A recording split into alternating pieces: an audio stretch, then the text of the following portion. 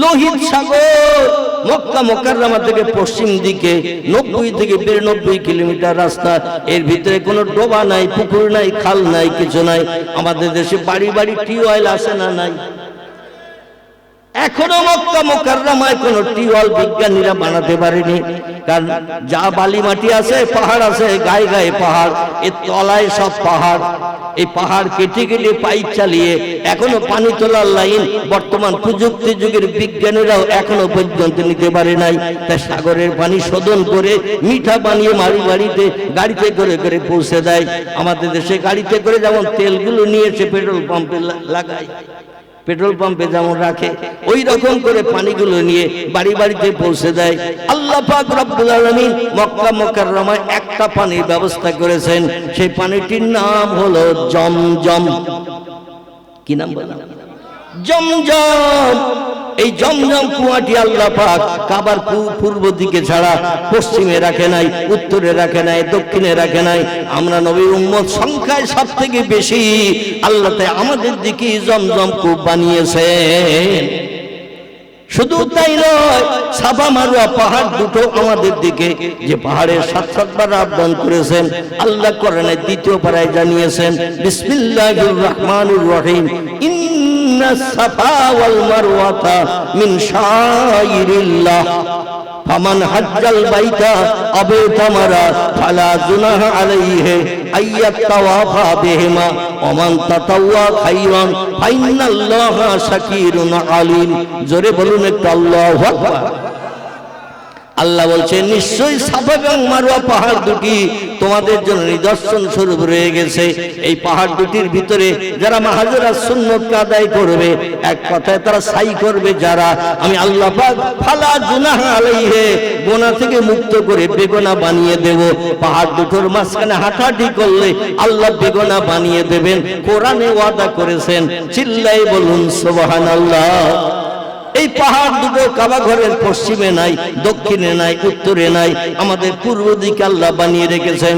শুধু তাই নয়, বিশ্ব নবীর কাছে মক্কা মুকাররমায় কাবার চাতালে যখন পয়গম্বর থাকতেন, নামাজের জন্য, ইবাদতের জন্য, তাসবিহ তাহলিলের জন্য, মিটিং মিছিলের প্রয়োজনে যখন যেতেন, পয়গম্বর মুহাম্মদ রাসূলুল্লাহর ইজ্জত বাঁচানোর জন্য, সম্মান রক্ষার জন্য, প্রশ্নের প্রত্যুত্তর দেওয়ার জন্য জিবরিল আমিন আমাদের এই পূর্ব দিক থেকে ঢুকতেন। এখনো সেই জায়গায় সাইনবোর্ড লাগানো আছে, বাবে জিবরিল। কি নাম? বাবে জিবরিল। জিবরিল আমিন যেখান দিয়ে কাবার চাতলে ঢুকতেন প্রতিদিন দৈনন্দিন, যখনই আসতেন অন্য দিক থেকে ঢুকতেন না, আমাদের পূর্ব দিক থেকে ঢুকতেন রসুলের মুখে হাসি ফোটানোর জন্য। কাবার শরীফ উত্তর দিকে গেট নাই, দক্ষিণ দিকে নাই, পশ্চিম দিকে নাই, আমাদের পূর্ব দিকে রয়েছে। আর হাজী সাহেবরা যখন হজ করতে যায়, আল্লাহ নবী বলেছেন, বাবে জিবরিল বাবু সালাম, এই গেট দিয়ে তোমরা কাবার শরীফের ভিতরে ঢুকবে, কাবা ঘর দেখবে। যেই কাবা ঘরের দিকে দৃষ্টি নিক্ষেপ করবে, সঙ্গে সঙ্গে আল্লাহ তোমাদের বেগুনাহ মাসুম বানিয়ে দেবেন। এই গেটটি অন্য কোনো দিকে নয়, এটা আমাদের পূর্ব দিকে।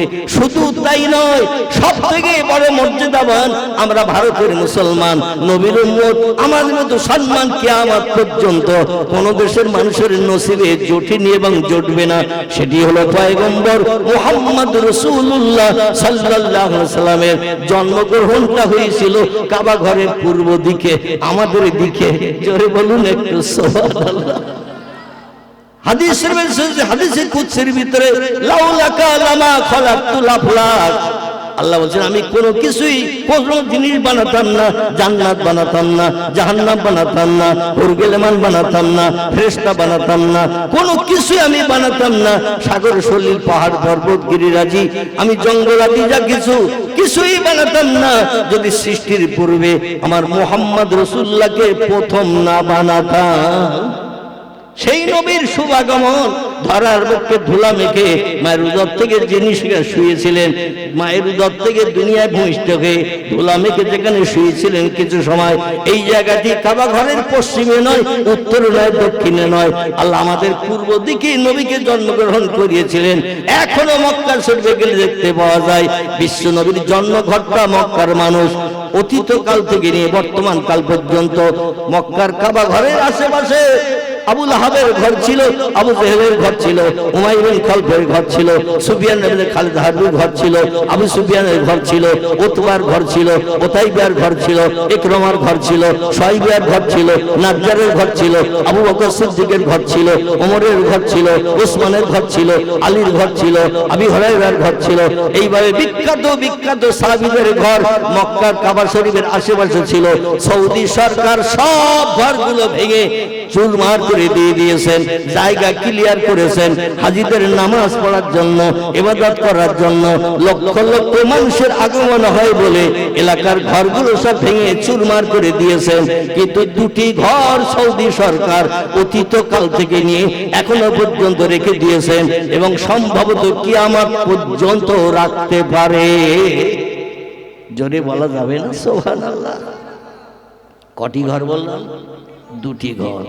একটি ঘর হলো পয়গম্বর মুহাম্মদ রাসূলুল্লাহ যেখানে মায়ের উদর থেকে জন্মগ্রহণ করেছিলেন, সেই সময় মা আমিনার ঘরটি ছিল খেজুরের পাতার মাঝখানে ডাটা দিয়ে বেড়া বানানো ঘর। ঘরের চালটা ছাওয়া ছিল খেজুরের পাতা দিয়ে। মামিনা বলছেন আল্লাহে লা শাক্কা ফিহি, আমি সেই খোদার কসম খেয়ে বলি স্বামীহারা বিধবা নারী হওয়ার কারণে আমার ঘরটা আমার ভাসুরের শ্বশুররা এমন ঘর বানিয়ে দিয়েছিল যে ঘরে কোন নারীর পক্ষে বসবাস সুবিধাযুক্ত নয়, কোন নারীর পক্ষে বসবাস সম্ভব নয়।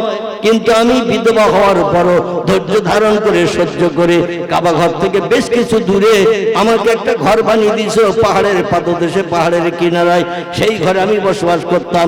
আমার ঘরের পাশে কোনো লোকজনের ঘর বাড়ি কিছুই ছিল না, তাদের ঘর ছিল দূরে দূরে।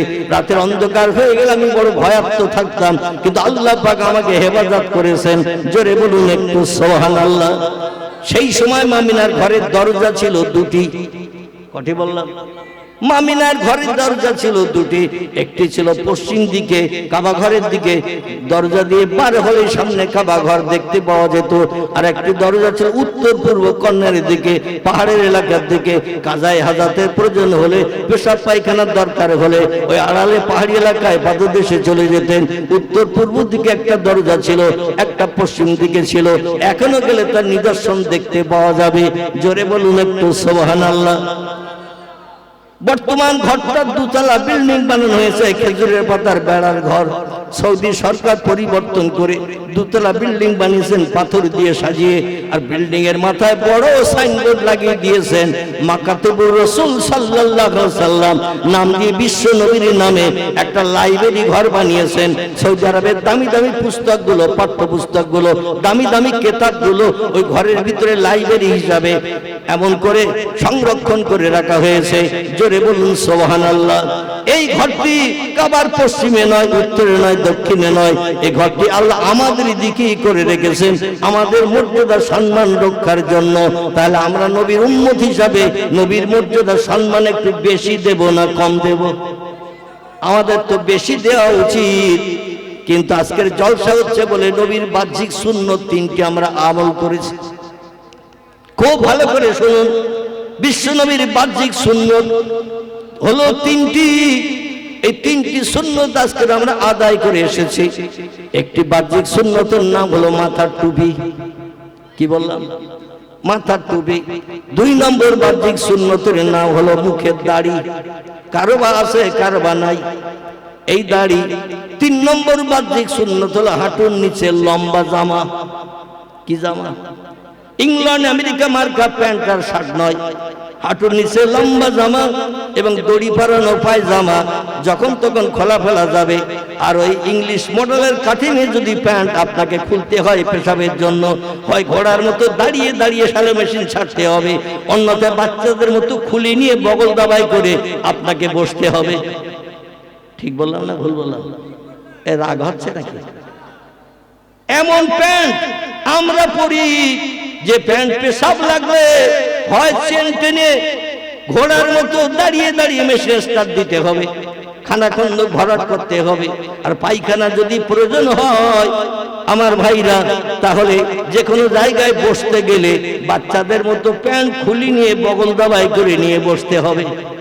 ঠিক না ভুল? এই জলসাতেই হয়ে যাবে, কোথায় টুপি কোথায় কোন বক্সায় চলে যাবে তার ঠিক নাই।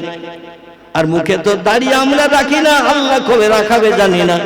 রাসূল বলছেন মান কাতাল্লাহিয়া ফাকাতালানি, যে ব্যক্তি আমার সুন্নত দাড়িতে খুরপেচি দিল, দাড়ি কর্তন করে হনুমানের মতো চেহারা বানালো, ফাকাতালানি, সেজন্য আমি মুহাম্মদ আমারে মার্ডার করে দিয়ে দিল। যে দাড়ি কাটলো সেজন্য আমি মুহাম্মদ রাসূলুল্লাহ আমারে মার্ডার করে দিয়ে দিল। আর যে লোকটি আমার সুন্নত দাড়িকে কর্তন করে হনুমান মার্কা চেহারা বানালো, ফালাইসা মিন্নি মিন ইয়াউমিল কিয়ামাত, হাসরের মাঠে তার সঙ্গে আমার কোনো সম্পর্ক থাকবে না, সে আমার কেউ না, আমিও তার কেউ না। তাহলে দাড়ি রাখা ভালো না খারাপ? শুধু ওয়াজ শুনবো আর নবীর সুন্নত আদায় করবো না? আল্লাহ রাসূল বলছেন মান আহাব্বা সুন্নতি ফাকাদ আহাব্বানি ওয়া মান আহাব্বানি কানা মাই ফিল জান্নাহ। আল্লাহ রাসূল বলছেন যে লোকটি আমার সুন্নতকে বাস্তব জীবনে আমল দিল, আমল করে চললো, জামার বাড়ি শ্বশুর বাড়ি হাটে মাঠে পথে মার্কেটে বাজারে যেখানে যাবে মাথার টুপি খুললো না, মুখে দাড়ি কাটলো না, হাঁটুর নিচে লম্বা জামা দেহ থেকে পরিত্যাগ করলো না, সেজন্য আমি মুহাম্মদ রাসূলুল্লাহ ফাহাব্বানি, সেজন্য আমারে ভালোবাসলো। ওমান আহাব্বানি কানা মাই ফিল জান্নাহ, যে লোকটি আমারে ভালোবাসলো আমার সুন্নতের পায়রবি করে, সেই লোকটি আর আমি আল্লাহর জান্নাতের ভিতরে এক জায়গায় বসে বসে সুখ ভোগ করব। নারায়ে তাকবীর। সাহাবীরা বলেন ইয়া রাসূলুল্লাহ, জান্নাত বিশাল এরিয়ার জান্নাত, এক জায়গায় বসে সুখ ভোগ বলতে কি বোঝায়? আপনি তাকে নিয়ে কেমন এক জায়গায় বসে সুখ ভোগ করবেন? আল্লাহ নবী বলেন মা তারা ইয়া আইয়ুহাল আসহাব, আমার সাহাবীরা আমার হাতের দিকে লক্ষ্য করো, মা তারা ইয়া